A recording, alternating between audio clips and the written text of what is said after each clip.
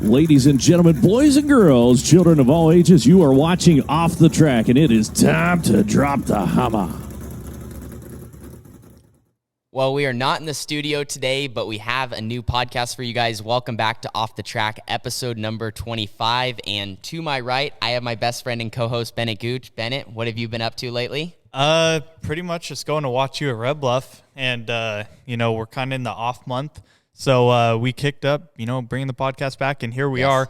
This is our second one out of studio, I think. Yes. Third, because we shot the one in Jimmy's office. Oh, you're right. George Peterson Insurance allowed us to shoot in their office, and now big thank you to the Reading Rodeo Association, who my dad's the president of, and I'm a member, for allowing us to use the clubhouse to shoot here. So, in a time of need, this is our make-do podcast studio. Literally anywhere we can find. We had some other stuff lined up, and that fell through, and then this and this, and then we were able to find this awesome place for us to set up a table, get the cameras rolling, and get a nice in-person interview. And today we actually decided to sit down with Eric Gannon, and I wanted to emphasize a legend of Outlaw Kart racing. Yeah. Eric's one of those guys I feel like has been doing it for a long time, and since he wasn't necessarily in the open class, you didn't maybe hear about him as much. Yeah. But he's seventh on the all-time win list at the Red Bluff Outlaws with 22 sportsman victories and 25 victories overall. That is not easy to do week in and week out. No, it's not. And the Gannon family has a rich history in the North State, especially racing on asphalt and dirt. And I think it's pretty cool to have someone who was in the sport of NASCAR at one time, which he'll touch on with Jimmy Elledge, and to come back here and race locally. It's pretty awesome. Yeah, no, there's a lot of good stuff covered in this interview. Like Bennett said, we also talk about the Red Bluff Outlaws, a little bit about his RC cars, and some other fun small stories in between on the timeline of Eric Gannon's racing career. I think it's about time we jump into it. So we're here with Eric Gannon today. Eric is a longtime friend, fellow competitor who has a rich history in dirt and asphalt racing. Me and Eric, and I'm sure Tanner can agree as well, we've bumped doors in many forms of racing, RC cars, outlaw karts, and it's pretty cool to have you on Off the Track. Thank you for joining us today. Thanks for having me. So the first thing I wanted to mention, just an icebreaker here, is I got the RC car finally, the sprint car. Yep. So I'm going to get the track built. I know we were talking about that. So it's coming. I just need to get some clay first. Yeah. You and Kenny are ready? You guys both have yours ready to go? We've had them for 2 years. Okay, I got you. We just play on the shop floor. Yeah. Oh, really? All right. But anyways, so today I want to dive right into you have a long history of racing, especially in the North State. Do you want to go ahead and start us? How did you get into racing specifically? Because I know your dad raced. Yeah, basically I was born into it. My dad started in the early 70s. Yeah. So, and then I was born in 77 and, in the grandstands as a kid and just at the shop every day and on the weekends. And, it's for us, it's life. Did you ever have interest in, anything else? Or was it just, being involved in racing, it was just that was it? Racing from the get-go. I had never had no other interest. I do now. Yeah. Slowly getting out of it, but no, all growing up, it was all racing. So when you originally were into it, were you more of a sideline type person who wanted, because we'll touch a little bit later in here about your fabrication skills behind the scenes in the race shop. Did you always kind of think that's what you would be doing, or did you want to get behind the wheel sooner or later? Well, you always want to get behind the wheel. Yeah. But I took an interest in car setup, fabrication, obviously, so I could help out in that aspect. And through most of my life, through teenager, high school, all that stuff, my dad was still heavy in it. Yeah. So it was all about winning with him and all that. And then I didn't get my chance to drive until 2006. Oh, wow. Gotcha. Yeah. What was the first thing you ever drove? The bomber division at Shasta. Oh, cool. I gotcha. Yeah, we went out and banged fenders with one of Ed Brown's cars, and that pretty much, after that, it was pretty much driving all the time. So go ahead. I was going to say, I know I've watched you race a late model down there many times. I even hot lapped the car you used to race for Gary Pizora. Mm-hmm. Did you race the late model before you got into karts on dirt? No, I started at Red Bluff in 89. Okay, I gotcha. So that's the first thing you ever raced. What did Red Bluff look like back then? Because, obviously it's in the same building. It hasn't changed. But, the racing, the pictures, everything was it was different. When I ran, it wasn't full building, but it wasn't like the short one where you hear the stories of some guys pitted inside. Yeah. It was kind of in between. Gotcha. So, but, it wasn't the full building it is now. And it was flat? for the most part, flat. It had a little bit, but not like nowadays. Gotcha. Not at all. Wow. And to kind of, one of the things I wanted to ask you about, because I didn't know much about your father, but like, what did his racing career look like? I mean, you talked about being a part of it, obviously, in the shop and stuff, but like, you know, he got into driving, and like, what did he kind of run in some of the series? Was it all just local here?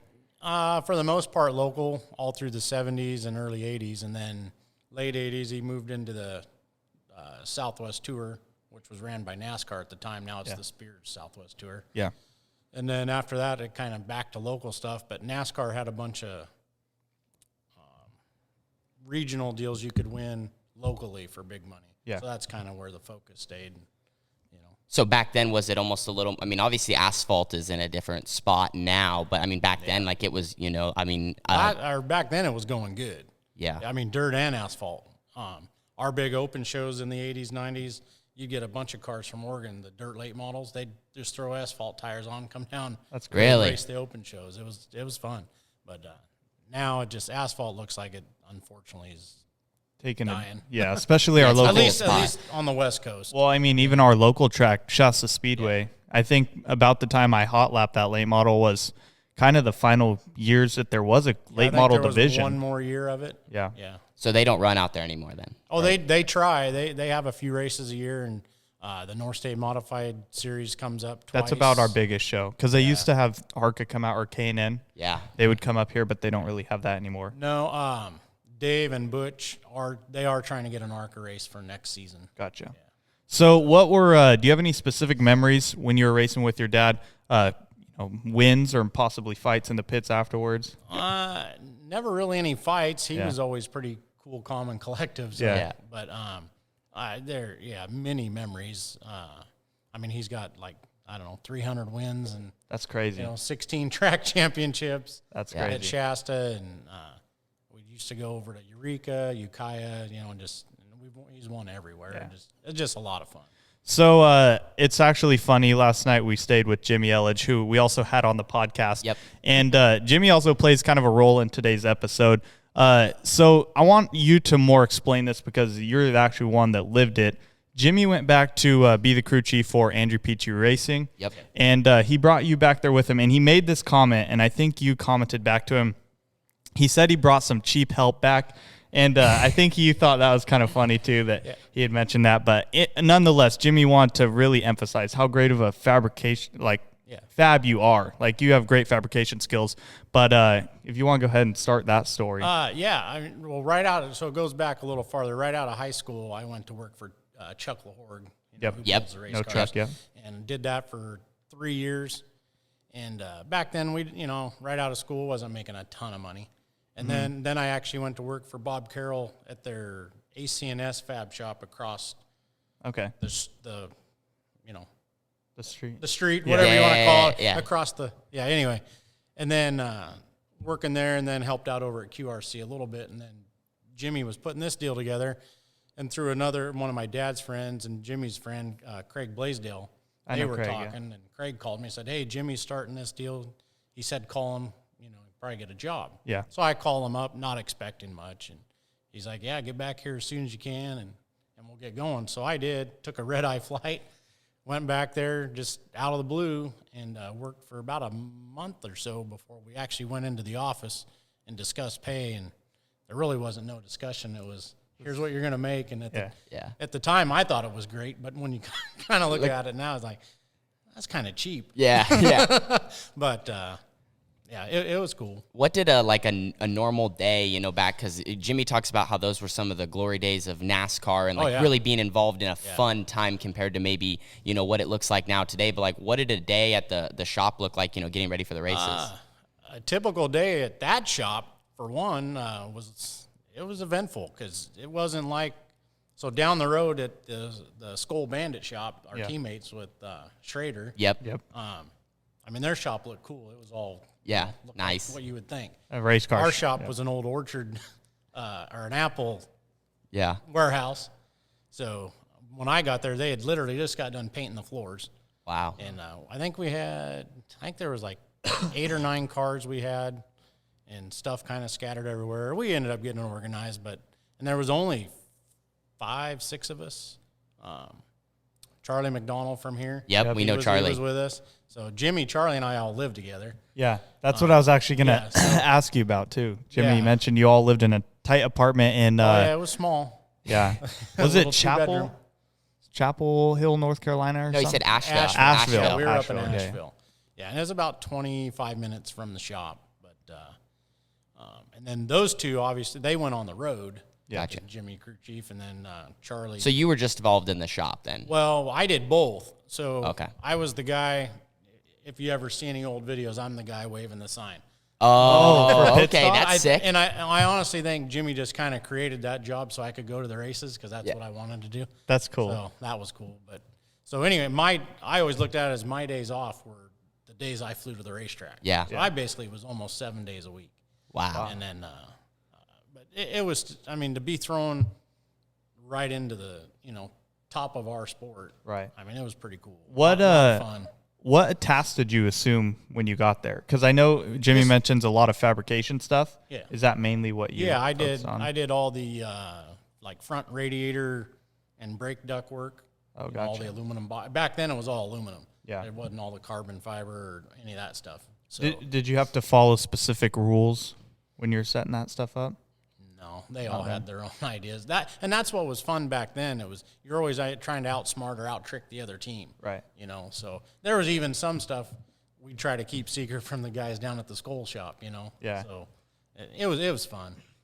Some other things that Jimmy had mentioned is you made I don't know if you heard the story last night too, but it was like a rear deck lid tray or something that you'd fabricated. Did you want to explain what that was? I don't recall. Don't recall. It was like a square. I did a lot of on the radiator ductwork, when you pop the hood, there was a cover. Yeah. So you could unzeus and get down, and the guys could clean the radiator out like during practice and all that stuff. Well, I had taken probably a little longer than I should have, but I took and bead rolled the Square D logo in it and stuff. Okay, that's what he was talking about. Yeah. Yeah. He's like, ask him about that. That was pretty cool. Yeah, so all the guys in the shop were like, pretty amazed. That's neat. That's neat. How long were you back there then from the time you... Well, that's the unfortunate part. I was only there, I think, about 6 months or so. I just got caught up with personal stuff and made stupid decisions and came back home early when I probably shouldn't have. But at least I can say I did it. I had fun. I thank him for the opportunity. And What year did this all go down in? This was in 98, 99. Because it was December of 98, and then the race season was 99. Yeah. Did you ever have any intentions of wanting to grow a position at that team? Did you want to potentially become a crew chief or possibly a driver? Yeah, well, I doubt driver, but definitely go up in the ranks in the crew side of it. Yeah. I gotcha. That's pretty cool because I know a bunch of names you just mentioned there, Blaisdell, Charlie, all those people. Yeah. It's so crazy how much the North State is involved in NASCAR. And I don't think a lot of people realize that, but back then there are so many names that ran the West Series like you're talking about and whatnot. But that's pretty cool. And I think something we wanted to jump into. So you come back, you run a bomber, and then when did you first get into a late model? Well, 2006. But when I came back from there, Jerry Ayers and Terry Smith hired me to take care of their late model stuff. Okay, gotcha. Doing. So I kind of came back and jumped kind of into a crew chief role with them for a year. And then from there went with Alan Pizora. Brian Schlinger, BTS Racing, was his car owner. And it kind of changed Shasta Speedway, so to speak, because now all of a sudden when them guys hired me, then some other guys got hired. Now all of a sudden it turned into a money deal. There's teams. Gotcha. Yeah, and then now you're hiring help. And before that, everyone it was just all kind of volunteer. Yeah. I mean, back in the 80s and late 70s at my dad's shop, there'd be 20, 30 guys there on a weekend wanting to just come help. Yeah. And then it turned into, well, no, can you pay my way? Or yeah, I gotcha. It turned into a money deal. And I think that's kind of what's killed some of this. Local stuff? Yeah. So how long did you crew chief for them for? Them guys 1 year, and then the BTS I did for 3 years. Gotcha. And then I started my precision racing fabrication shop. Right. And then just did that for a few years, and then got in with Gary. Gary, yep. Drove his late model in 06. Gotcha. And then so When you drove that, did you put together any deals? Was that or just I'll run a couple races, or did you? No, we were running for points. Points? Yeah, I just drove for Gary. He had Logan's Roadhouse as a sponsor, and we did that for till 2008. Yeah. And then 2009, I joined BTS Racing. He bought the car from Gary and then fielded 2 cars. Yeah. Me and myself and Alan. Yeah, I remember when I was younger going to Shasta Speedway, and I would watch you run, and I was like, that's pretty cool. I want to get in a late model. And then it sucked by the time I got of age, we took a decline in the class. But were you racing against Steven at the time, your brother? Yeah, so in 06, 7, 8, I don't think he raced in 09. So anyway, for 3 years there, he ran the hen house car for Lyle Lindsay, and pretty much kicked our butt. Yeah. Yeah, he broke my dad's record for most wins in a year. I think he got 12. Yeah. 12 or 13 that year. And like how many races are you running Back total? Back then was 20. Oh wow, that's a pretty good. That's a pretty good win percentage. Yeah, because that was for the NASCAR regional series deal. Okay, gotcha. Yeah. Did Rodman race with you guys as well? No, not then. He was pretty much on the Southwest Tour. Southwest Tour, gotcha. Time, yeah. Okay, I gotcha. What was it like racing though with your brother? I mean, like sibling. Was there like a sibling rivalry or just just like you're both? No, it was fun. We never had any incidents or rivalries. Well, for one, back then, me just getting started, I was always pretty much chasing him. Yeah, yeah. But and the other, what I like more, just to get off topic, what I like more with the dirt now versus the pavement, is the dirt's so much more forgiving. You can mess up a little bit, and still gain it back. If you're not right on the pavement, they're gone, and you're not catching them. So it was fun. We never, we might have banged doors or something here and there. But Did you ever try any other forms on asphalt other than the bombers or late models? No, it was pretty much just the bombers for a year or so with Ed, and then the late models were where I wanted to be. If I put together I've always wanted to do this. Have you heard of the 25-hour Lemons race down in Willows? Yeah. So it's $500 car for anyone that doesn't know. 4 drivers. I think we could fab up something good in the shop, maybe add some dents that maybe enhance the car. We get Tanner as one of the drivers too. Would you want to go potentially run that? Down there? Yeah. On the road course? Yeah. Oh, 25 hours. Pretty fun. Splitting sessions. Give it a try. Yeah, that would be cool. I know we went last year to watch the actual 25-hour race that was all the I don't remember specifically what series it was, but had all the Lamborghinis and all that stuff. But that'd be sweet. I want to run the shitbox cars. Yeah. So moving into your Red Bluff career, kind of really kick-started after you ran, you were crew chief on the late model teams, and you went and ran your own late model for Gary. When did you really start running Red Bluff consecutively? Well, consecutively from 89 until pretty much when I went to back east there with Jimmy. Oh, gotcha. It was every year. Okay, I gotcha. So from box stock and then to 125s. Yeah. Because I think I found in that you have 2, I think it's 2 box stock wins, right? Is that correct? I think one. Maybe it's one. I think so it's funny. In fact, the box stock I drove was Jimmy's. Oh, I don't know if he remembers it, but it was his first, and then the Blaisdell family had it for Shelby. Yeah. And then we acquired it from them, and that was my first box stock. And then I won my very first week out in it ever. Wow. Yeah. And then never won again until like the late 90s in the open class. Okay, gotcha. So I had one heck of a drive. That is true. Okay, so because we have you down for 1 box stock win, 2 opens, and then 22 sportsman wins, which puts you 7th on the all-time win list. Question I had for you, because for some of the people that watch Red Bluff that aren't like as into it as us there every single week, it's kind of hard to describe to them like how prestigious it is. Like, what is it about that place that really just makes it so special and crazy to win? For there? me, it's just the atmosphere. I mean, it's Red Bluff. It's tight, bull ring. Yeah. I mean, and everybody that runs good here or can win here can pretty much go anywhere and run good and win. But everyone else that comes to our house, it's not the same. So easy. No, not easy. And all you hear is, I hate that place. Yeah. I think I'm not too good of a history buff on this, but I know you run a 4-stroke at Red Bluff. Yeah. Were you one of the first people that kind of brought the four strokes into? No, Chuck Wolf and they had the first one for Tyler. Gotcha. Yeah, he kind of started that deal off. And so you run the four stroke every weekend, and you talk about mentioning running the 125s, the Opens, 500s.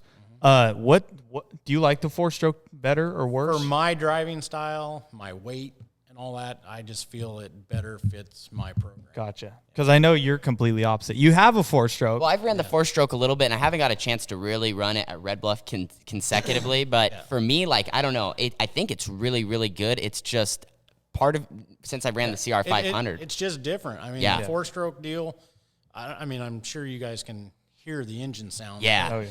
If you really listen hard, I lift way earlier than most people. Yeah. And you have to, because you'll end up out in the weeds. Yeah. You know, so it's a whole different, you can't drive them in like a 500, and that's the biggest problem with most guys that try it. For sure. It just messes them up. Yeah, you got to take advantage of the torque and the power and how good they get down the straightaway, and then also like running the bottom. I mean, obviously, I think that's one of your specialties is no matter how rough it is or whatever, you can get it backed in and roll through the bottom. Yeah, and for me, I hate using the clutch. So that four stroke, there's no clutching. Right. I mean, you got plenty.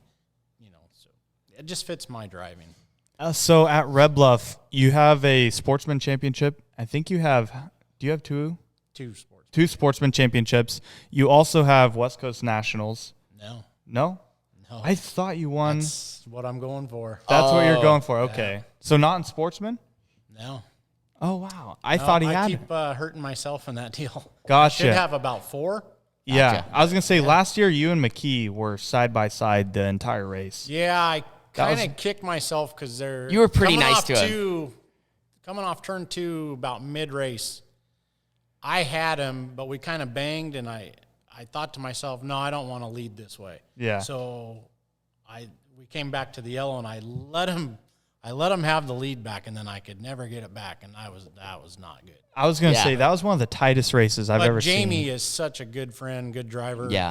And that my deal. I don't know if anyone pays attention, but I'm probably, if not one of the cleanest. For sure. Oh, yeah. And absolutely. To me, I'd rather run second and have the funnest, cleanest race than slam someone out of the way for a win. Do you think so now that's actually funny that you mentioned that. You're running the open class again. The opens aren't nice by any means. No. And I think it wasn't my choice. Right. So. I got you. But what were the opens back then as rough as they are now? It's hard to say. I don't think so. But we didn't have a sportsman division. Yeah. Right. Everyone was in the opens. Yeah. When I think Red Bluff kind of goes through phases. Like right now, I feel like it's kind of in a better spot than maybe it was 5 years ago. 100%. It's in a great spot.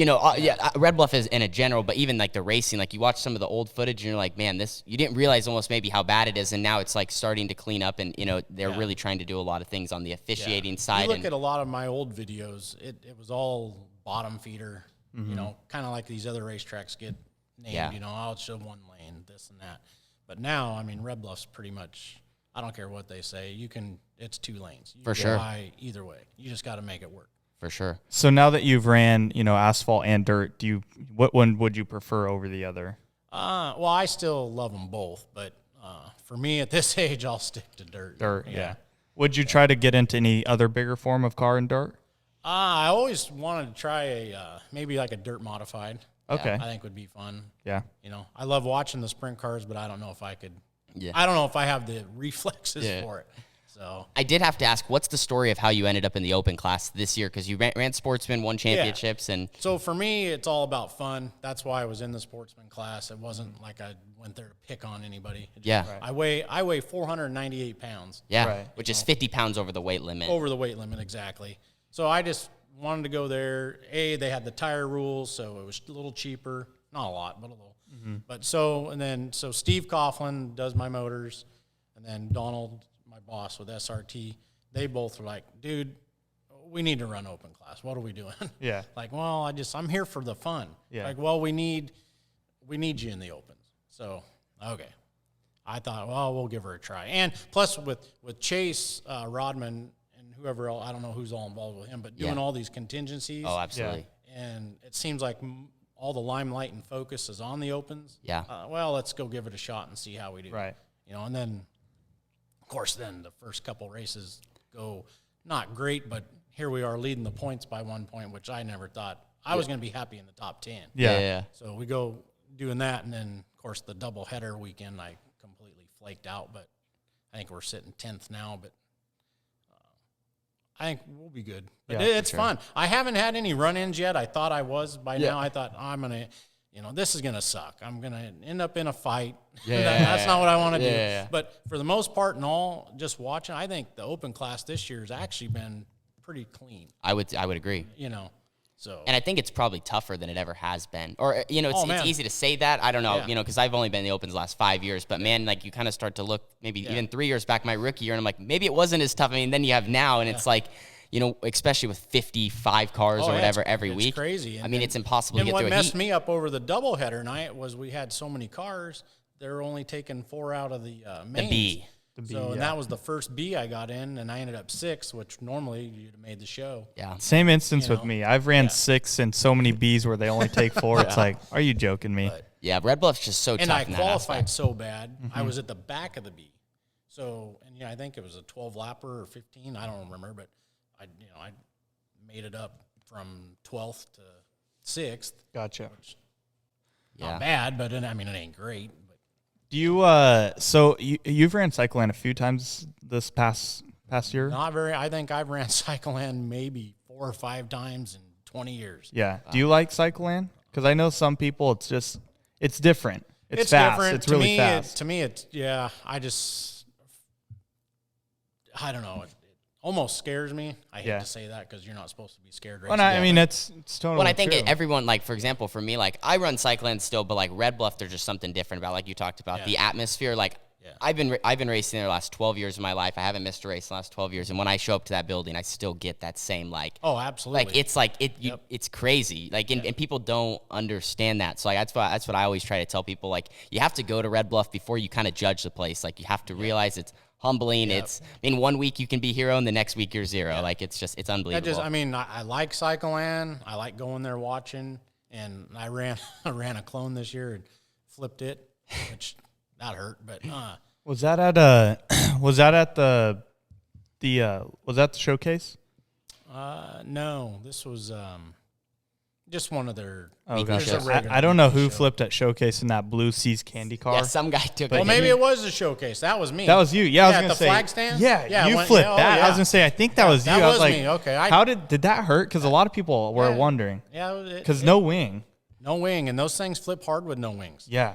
Yeah. That's what I was going to say. And then what's funny with and that's why I didn't like going to Cycleland was kind of afraid of flipping. And in my open car. Right. And I never did. And then I get in this slow clone car. Yeah. And go flipping 5 times down the front straightaway. I was going to say that was a pretty gnarly flip. Yeah. And I think a lot of people are curious because often Outlaw karts don't flip without wings. No. And if they do flip, the wing usually flies off. Even like a clone, even though they are so slow, Outlaw karts aren't really meant to not have that pillow. So they look slow, but if you ever drive one at Cycleland, you're moving. They're moving. Yeah, they're moving quite a bit. Yeah, we had our fair share of laps there last season. But no, like that's out at Sunrise. Out at Sunrise. That's pretty neat. That's what I was going to ask you. When we ran Sunrise, so for people that don't know, that are watching this, Sunrise Speedway, Brandon Williams, the current owner of the Red Bluff Outlaws, out at his house built a paved oval. And how big would you say it is? Well, when he lengthened it, I think he was trying to say it's pretty close to Red Bluff size. I think it's just a little shorter. bit smaller. But it's pretty close. It's pretty close. It's pretty close. And what it is, it's asphalt. It's supposed to be High 2 banked. lanes. High banked, yeah. But we would run Outlaw karts with a stock 212 Predator on the side. Yeah. And we would run Wednesday nights. And I got to say, I think that was some of the most fun racing we have ever done. Because really what it was is we didn't show up for points. We didn't show up for trophies or payouts or anything. We just showed up because we like racing to the checkered flag. And I remember me and you, we battled a good amount there too. Oh, yeah. That was fun. Do you remember the 3-hour race we ran? Yep. Who was your team on that? My team, I believe, was it Kenny Bellamy, myself? I can't remember. Gotcha. Was Well, Steven on your team? No, they had their own. Gotcha. Him and a couple other guys had their own team. Yeah. I can't remember who was all there now. I was going to ask you because me and Tanner, obviously. You guys were on a team. We had a pretty good weight advantage. Yeah, me, Tanner, and Daniel, and we ended up winning it. And it was a 3-hour race. I think it totaled out to like 1,200 laps or something like that. What were your thoughts on that versus the twin 50s we would run on an average night? We would do 50 laps and then invert the field 100% and run another 50 laps. And I was dead by the end of that. Yeah. And that's high G-forces too on that small track. Oh, yeah. But you like the 3-hour race? We were always getting out sweating. I mean, you were beat. Oh, yeah. And that's one thing, like you were saying earlier with the open class this year, for me, I've gotten out after each race, and I am whooped. Yeah. The guys are giving me crap about it. They're like, well, you never got out of it like that before. I go, well, these kids race hard every lap. Yeah. It's just so intense. And that's, I think, I mean, to me, the A mains, I don't know how you look at it, but like for me, when I get to the A, that's kind of like the fun part. I'm always the most nervous. It's for the heats. Like the heats are where it's like, all right, this is the 8 laps that have to count tonight. Yeah. And if you can just even if you don't even make the redraw, if you're just in the show, you got a shot. If you can just put yourself in a good spot, get a solid top 5, top 3. I mean, you just have to be towards the front to have a chance at winning an open race. Things can change quickly. Yeah. The big thing's just getting in the show, but the heats are the most important. So what are you looking at for, what's the next step in your racing career? I'm trying to slow down. Slow down? Yeah. I'll probably, if things go good this year, I'll probably stick it out, do the opens again next year. Yeah. I mean, I'll probably always race something. Yeah, race something, Bluff. But now I'm in my point in life where I want to get out and do other things with the family. Absolutely. Because I've done it my whole life. Right. So until my brother decides to have a kid with Sarah. Yeah. And we get a little junior box talker going. Yeah. There you go. Then you can focus on Refuels that. the fire then. So before we wrap this up, first I wanted to say thanks. You've actually done a fair amount of work on my dwarf car, and I usually message you the night before, and you're always quick to respond and be like, yeah, we can get this done or whatnot, but thank you for that. And I know sooner or later we're going to have to bring it back in to get some mounts welded for the motor.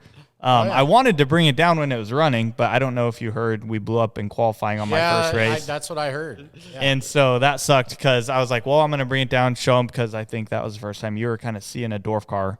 And I think once you see it running, you might want to turn a lap in it. So we might have to put that together. Even one of those would be fun to take for a lap, Yeah. Just something. I think we could put that together potentially. Can make that happen. But anyways, thank you so much for having us on the podcast. Eric, you're a great fabricator and you're a great competitor, always clean on the track. We got actually 9 more open races this year with West Coast Nationals. Should be a fun season. I hope so. I hope I can keep my streak alive and at least get I did win the opener in the Sportsman, but I want to get at least one in the opens. For sure. See if we can make it happen. Thank you. Thank you. So a phenomenal interview with Eric Gannon. I think my favorite thing to hear about was just that short time he spent back in North Carolina during the NASCAR days, some of the glory days of the sport, and just his fabricating skills and how he was involved with the team. Yeah, Eric is. I think he's definitely a role model for the sport, especially locally, of auto racing and in karts and specifically in karts. My bad there, because it's so close quarters racing, and he's always clean. I've raced him on, like we mentioned, Sunrise Speedway, Red Bluff. He's just a clean racer. Well, even he said his mentality, and I never really spoke to him a whole lot before, and how he said, I would rather run second and not touch and put on the best show for the fans. Or have the most fun, he said. Yeah, have literally just there, trying to put in victory lane. We all want to win. We all have that competitiveness. But, he talked about racing around some of his friends, and he said the West Coast Nationals last year, he kind of gave the lead even back because he felt like he roughed the guy up, and he wanted to pass the right way. And so that's incredible. I think if you were to ask any other Outlaw Kart driver, they'd say you're crazy, because that's probably the most prestigious race in Outlaw Karts to win. The West Coast Nationals, and to give the lead back to someone is pretty crazy. So it just goes to show how much of a stand-up guy he is. And I think it'll be really fun to follow along. He's in the open class now this year. We have 9 races left, we said, and he's going to be chasing an open victory. And it sounds like, he has a big goal of trying to win. Yeah. I'm assuming this year he might run open and Sportsman West Coast Nationals, kind of like he did last year, because he said he really would like to get that title. Probably. But he'll definitely be in the mix for these for the second half of the season as we get back into Red Bluff. Yeah, it was awesome, and I can't wait to get more more people on the podcast, and I really like the in-person interviews. Oh, it's way better. If we could get in person for all the guests, especially some of our buddies we have lined up, it'd be awesome, but it just sucks. We're so far away. Yeah, so we're going to keep making it work. We got plenty of Wednesdays coming up, and the podcast is back, and I'm so excited. We're going to deep dive into so many different areas of motorsports and bring you guys along with us. Thank you, Bennett. Thank you, guys, and we'll see you all in next week's show.